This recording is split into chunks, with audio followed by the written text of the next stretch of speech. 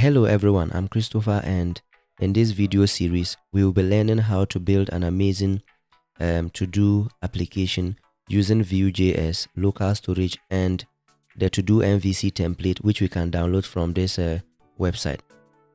Okay, so now let's take a look at what we are going to be building by the end of this video series. So we are basically going to build this to-do application which allows us to enter to-dos. So let's do that quickly. So we are going to have a to-do like writing code, maybe edit videos.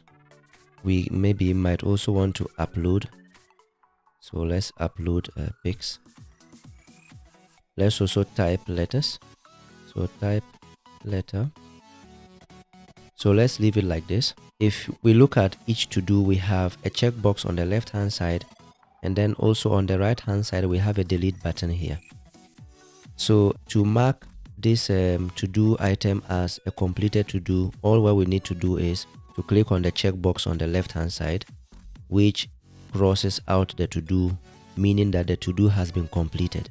That is how we complete to-dos. We can reverse this action here by clicking on a checkbox again, which activates the to-do, meaning that the to-do has been reversed back to the state of being active and not yet completed. Apart from completing to-dos, we can also edit to-dos. So let's say we wanted to change edit videos to edit document.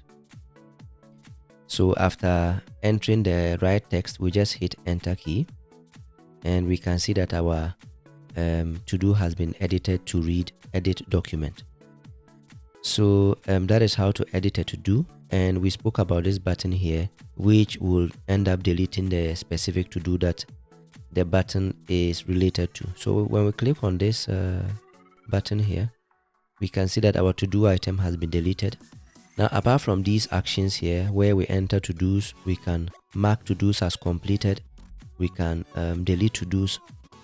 One thing our application is also going to be able to do is to tell us the number of items that are left after we have maybe cleared to-dos, we have deleted to-dos, and so on and so forth. Apart from showing us the number of items left, we also have these three buttons here. So we have the all button, we have the active button, we have the completed button also, and they are going to be used to filter the kinds of to-dos that are listed here.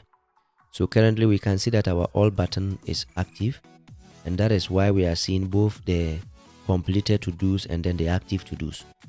If we go and click on the active button, now we are only going to be seeing to-dos that are active. And when we click on the completed button, now we get to see only to-dos that have been completed. So let's click on all, and I am going to complete type letter. So now we have 2 completed to-dos and only 1 active to-do.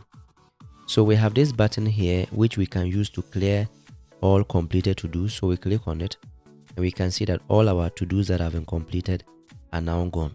So basically this is what we are going to build by the end of all these videos. So I want to say thank you, and if you like these type of videos, just click on the subscribe button, and also like the video because it helps me to create more of these type of videos. Thanks, and I will see you in the next video.